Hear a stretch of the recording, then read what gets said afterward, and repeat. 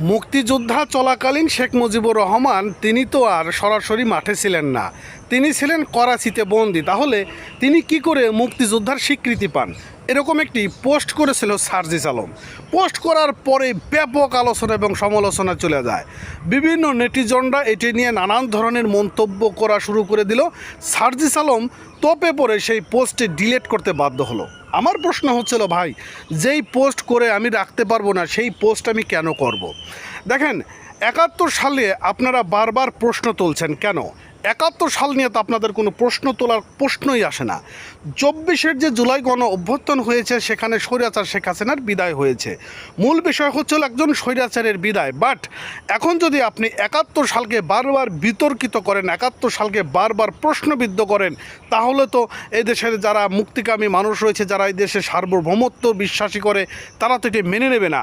দল বল জাতি বর্ণ নির্বিশেষে তারা এই বাংলাদেশকে স্বীকৃতি দেয়, বাংলাদেশকে ভালোবাসে, ৭১কে বিশ্বাস করে, ৭১কে লালন করে।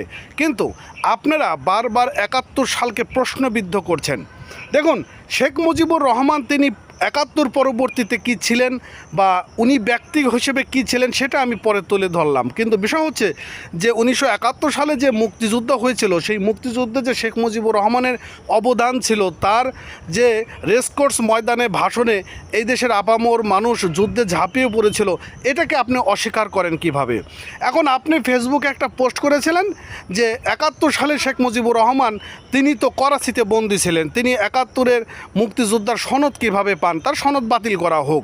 তো আপনি পরবর্তীতে সে পোস্ট ডিলিট করলেন। বিষয় হচ্ছে যে ১৯৭১ সালে শেখ মুজিবুর রহমান, জিয়াউর রহমান সহ এই দেশে যারা মুক্তির জন্য লড়াই করেছে তাদের অবদান চিরধার্য, তারা অবদান সবসময় থাকবে। এখন আপনারা যখন ২৪ জুলাই গণ অভ্যুত্থানের আগে ডিবি হারুনের ভাতের হোটেলে ছিলেন, সেখানে বসে আপনারা একটা ব্রিফিং দিলেন, সেটা হচ্ছে যে আমাদের মনের আশা পূরণ হয়েছে, কোটা আমাদের সংস্কার হয়েছে, এখন আমাদের আন্দোলনের করার প্রয়োজনীয়তা নেই। যারা এখনও মাঠে রয়েছেন দয়া করে আপনারা ক্যাম্পাসে ফিরে যান, বাসায় ফিরে যান। আপনারা কি এই বার্তাটি পাঠ করেন নাই? বার্তাটি তো পাঠ করেছেন। এখন যদি বলা হয় যে ২৪ জুলাই গণ অভ্যুত্থানে আপনাদের কোনো অবদানই নেই, সেটা কি হবে বলুন? কেউ যদি পোস্ট করে যে জুলাই গণ অভ্যুত্থানে তো আপনি ডিবি হারুন স্যারের ভাতের হোটেলে ছিলেন, আপনাদের কোনো অবদান নাই, জুলাই গণ অভ্যুত্থানে আপনারা কোনো কথা বলবেন না, এই প্রশ্নটা যদি আপনাকে করা হয়, আপনি কি এটা মেনে নেবেন? আমার তো মনে হয় যে আপনি জিনিসটা মেনে নেবেন না। তো যাই হোক, আপনি ব্যক্তি হিসেবে কেমন আমি সেটা পরে তুললাম, কিন্তু জুলাই গণ অভ্যুত্থানে যে আপনাদের একটা বড় অবদান ছিল সেটি তো ভাই অস্বীকার করার কোনো কিছু কারণ নেই। স্বৈরাচার বিদায় হয়েছে, আপনাদের একটা বড় অবদান ছিল। বাট আপনারা যে প্রশ্নবিদ্ধ করছেন নানান জায়গাগুলোতে, আপনাদেরকে নিয়ে সমালোচনা করা যাবে না? অবশ্যই সমালোচনা করা যাবে। শেখ মুজিবুর রহমান তিনি ৭১ সালে তার যে একটা অবদান ছিল, পরবর্তীতে তার যে ভূমিকা ছিল যুদ্ধের স্বাধীনতার পরে প্রধানমন্ত্রী গঠন করার পর, এটি নিয়ে তো সমালোচনা হয়। এটি নিয়ে কি সমালোচনা হয় না? হয়।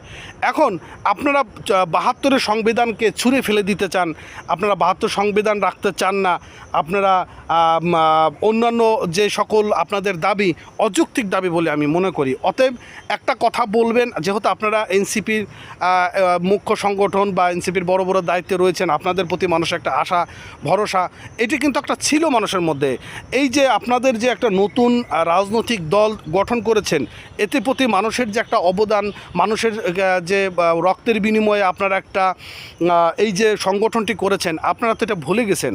তো আপনাদের প্রতি কৃতজ্ঞতা এই দেশের সাধারণ মানুষের থাকা উচিত ছিল, কিন্তু আপনারা বারবার বিতর্কিত করতেছেন, এটাও কিন্তু আসলে মোটেও ঠিক না। অতএব আপনার জায়গা থেকে আপনি স্টিল থাকবেন, ৭১কে স্বীকার করতে হবে।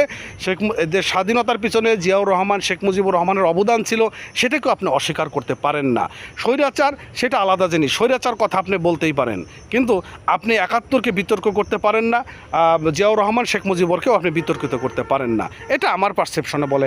অনেকে আমার হয়তো কমেন্ট এখন গালাগালি করবে, অনেক কিছুই বলবে, দোসর বানাবে, বিএনপি আওয়ামী লীগ দোসর বানাবেন, তাতে আমার কোনো যায় আসে না।